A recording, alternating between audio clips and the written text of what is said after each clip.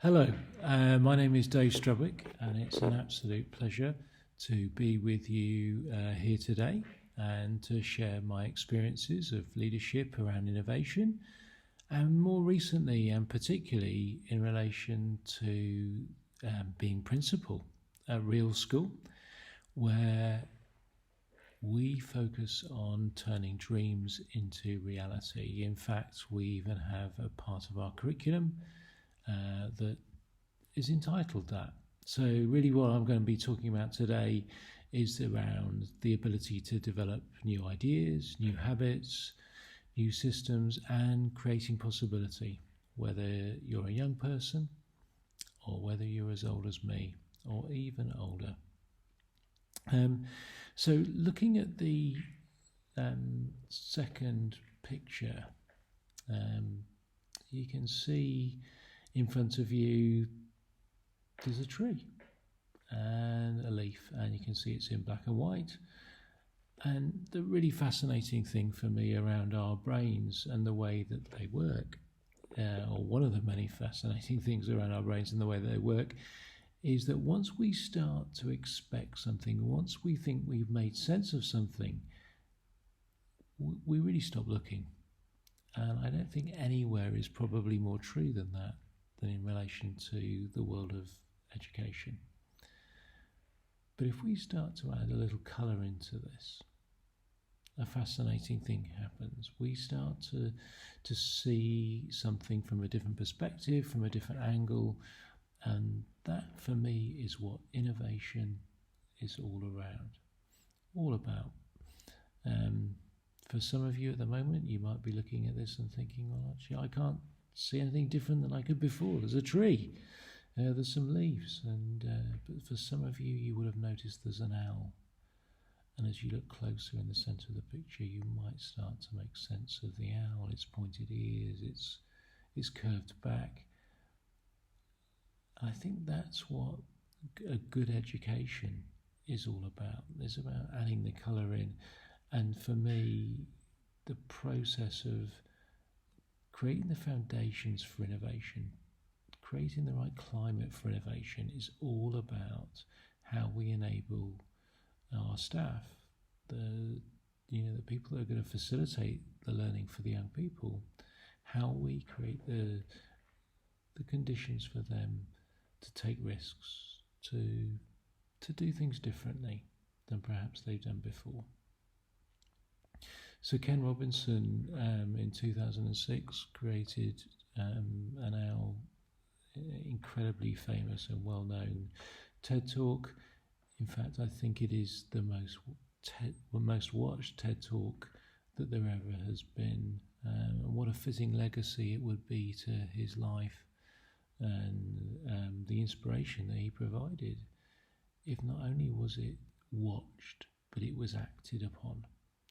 And I think that's something that all of us who've been inspired by that talk would love to see. And yet, if only it was that simple, if only it was as simple as we watched the talk and then everything was transformed. And unfortunately, it's a little bit more complex than that. But as Einstein said, that he really thinking about that aspect of dreaming, imagination is more important than knowledge.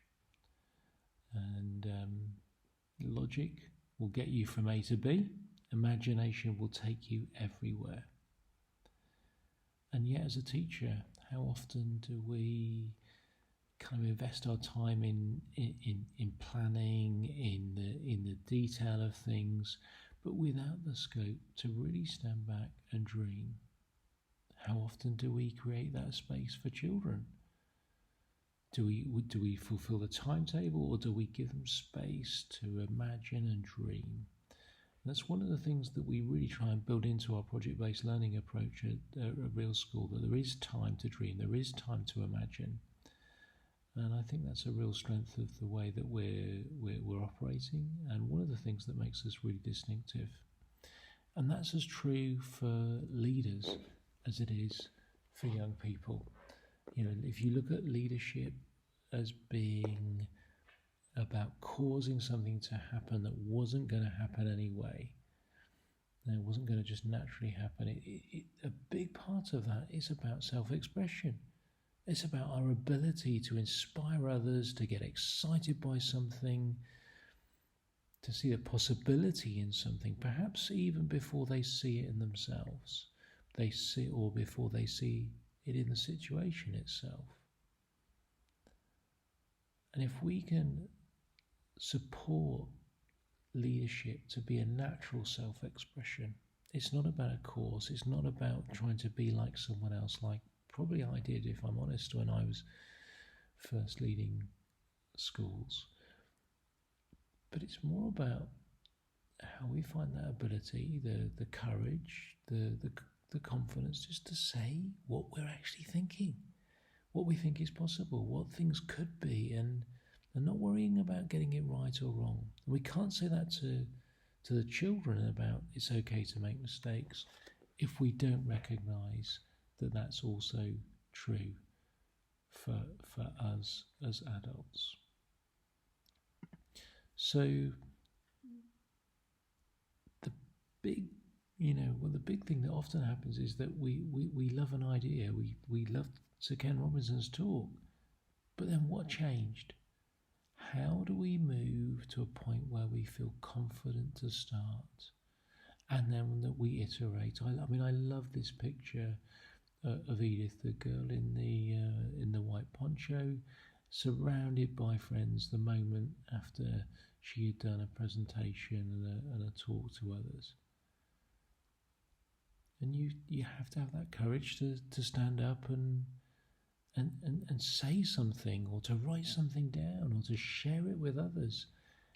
And from that point, you're in a position where you can then start to iterate forwards, to get feedback from those around you. None of us, no matter how great we are, no matter how good leader we are going to have all of the solutions. It's got to be a team approach.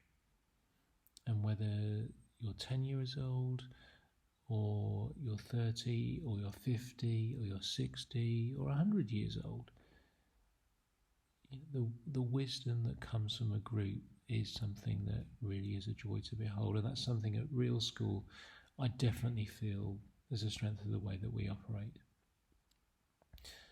So if we consider that, we've got to start, we've got to get ourselves making actions in relation to the things that we think are important, those reasons to get up in the morning. We've also got to recognise our relationship to risk. So often, as teachers, we can feel we should be in control, and we have a fear of when things are less clear or less certain. But innovation, by its nature, has to have that uncertainty, and it's really about a way of being where we can be embracing uncertainty, excited by the fact that we don't know, rather than feeling that we should. I don't think I've ever met anybody where that's been so apparent as a neuroscientist that I used to work with, Bo Lotto. We created the world's youngest published scientists and took some work to the National Science Museum in Kensington. But the interesting thing for me about working alongside Bo wasn't just the fact that he was an amazing scientist, but it was about what happened when he didn't know. It was a habit for him that when he didn't know, he became insatiably curious. He was asking why and what if. I think as a teacher sometimes, and as a head teacher sometimes, I get worried when I don't know something. I feel like I should. So I think part of our creating the conditions for innovation that we need to have and to develop is about recognising it's okay to get things wrong. It's okay to learn. Play and risk are essential parts. Experimentation are essential parts of being able to innovate, and probably being able to learn.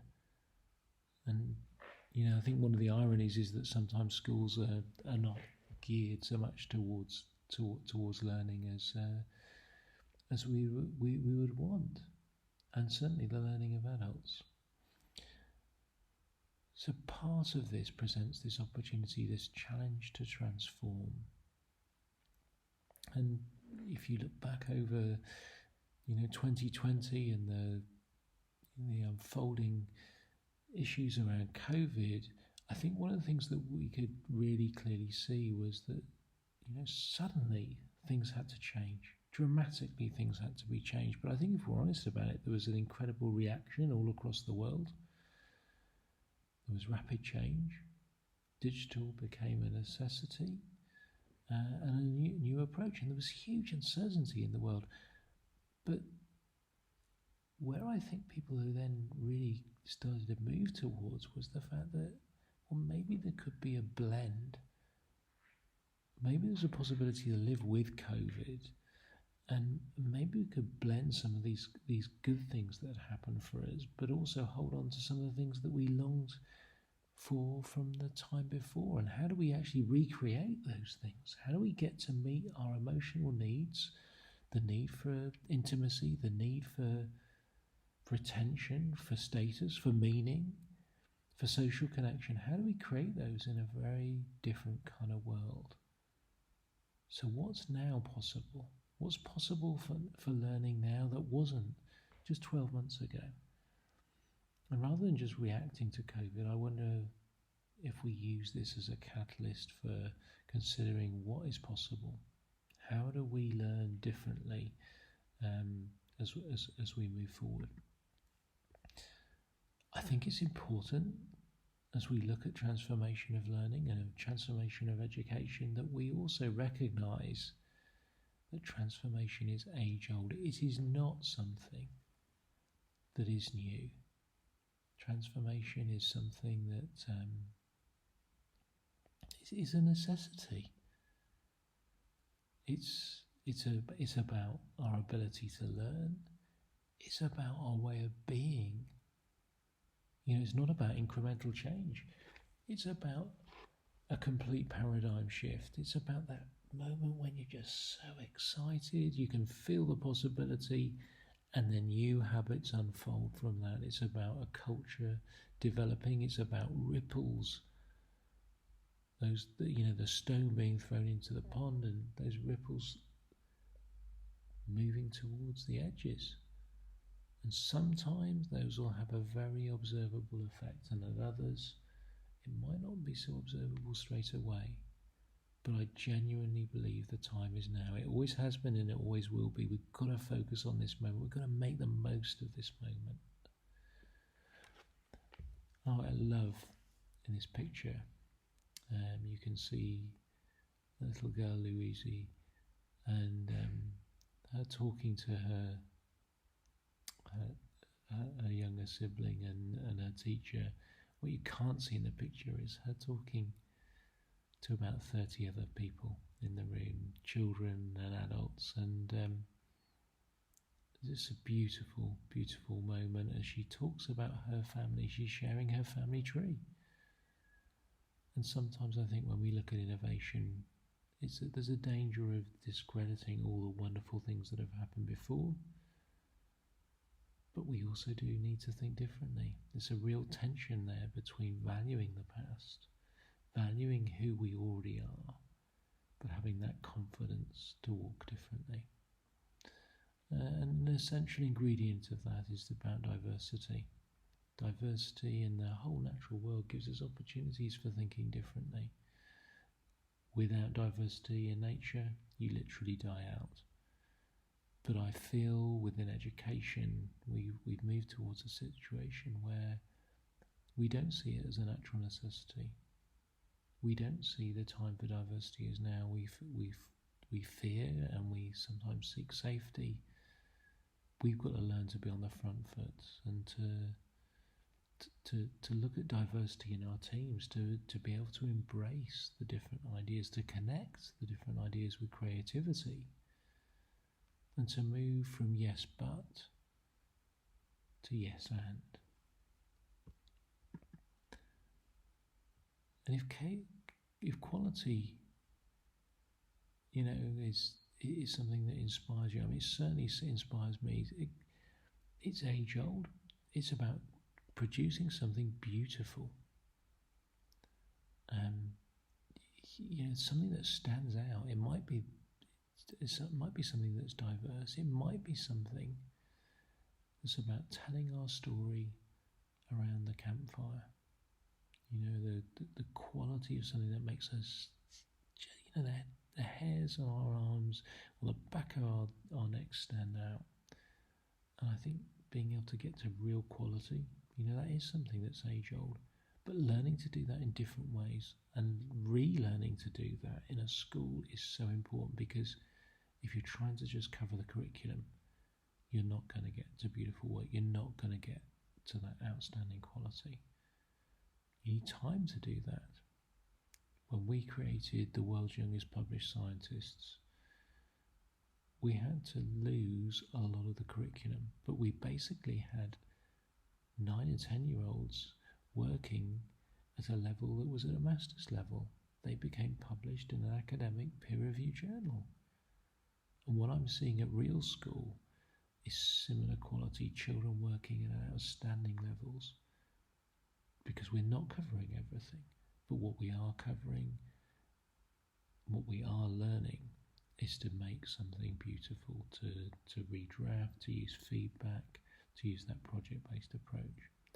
So if you're interested in what we're doing and you'd like to work with us, you'd like to collaborate with us, you'd like your children to talk to our children, then please do get in touch, and we really look forward to the chance to being able to work with you in the future. Thank you.